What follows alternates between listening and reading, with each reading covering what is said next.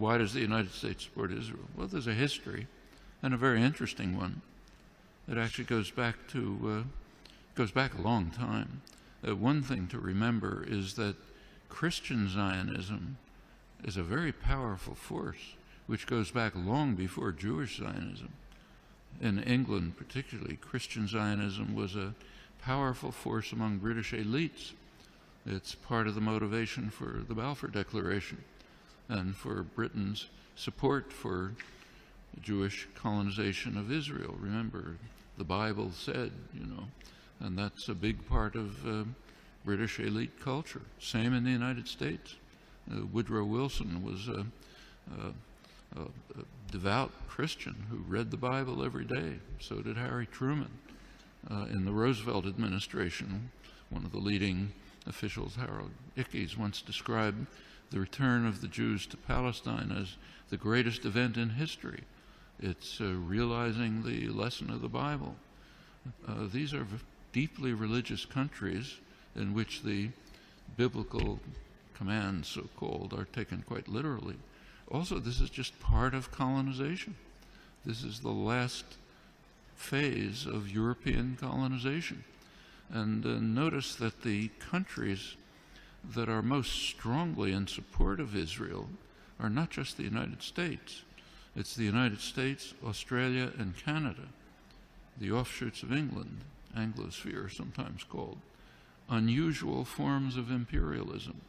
These are settler colonial societies, societies in which not like India, not like the British in India, say, societies, South Africa was a little like this, or Algeria under the French, settler colonial societies in which the settlers came in, essentially eliminated the native population, also driven by religious principles, very religious groups driven by Christian Zionism.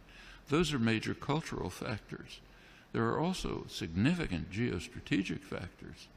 You go back to 1948, there was actually a split between the State Department and the Pentagon in the United States over how to react to the new state of Israel. The State Department was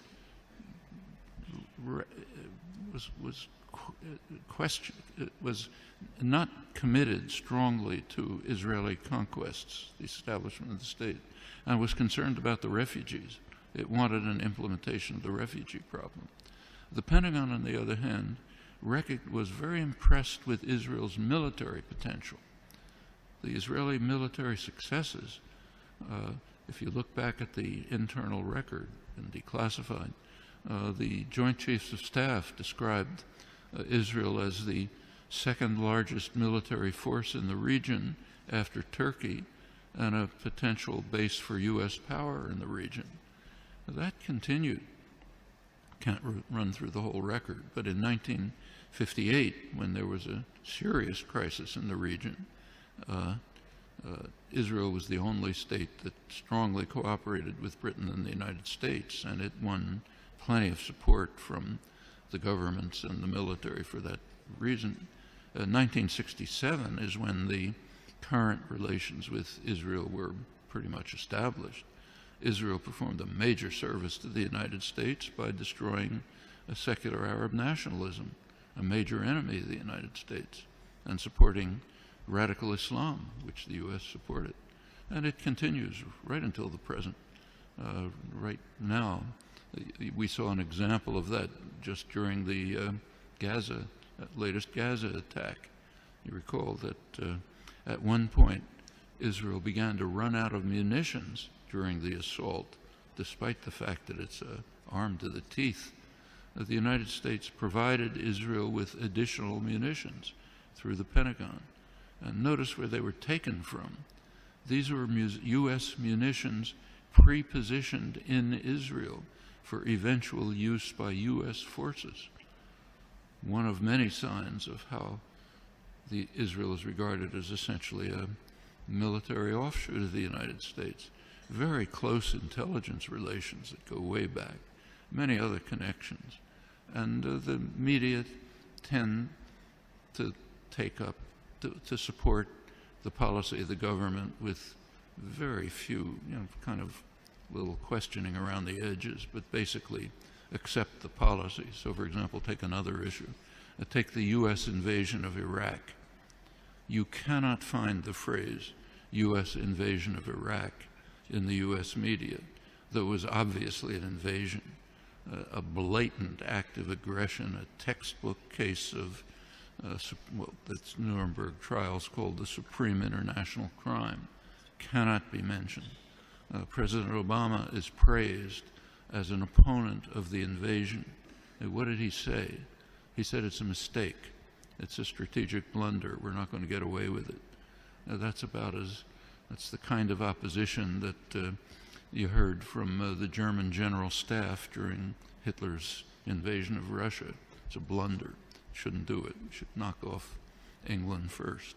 That's regarded as opposition. Same in Vietnam. There's now a commemoration underway, big commemoration of U.S. sacrifices in Vietnam. Try to find the phrase U.S. invasion of South Vietnam there or anywhere in the past year since 1961 when it took place. Non-existent, maybe on Democracy Now, what I write, but way out at the fringe. And this is not unique to the United States. Take, say, Britain. Right now there's interesting debates in the British literary journals, like the Times Literary Supplement, as to whether Britain should finally begin to recognize the genocidal, the word that's used, genocidal character of British colonization hundreds of years ago. Should Britain begin to face it?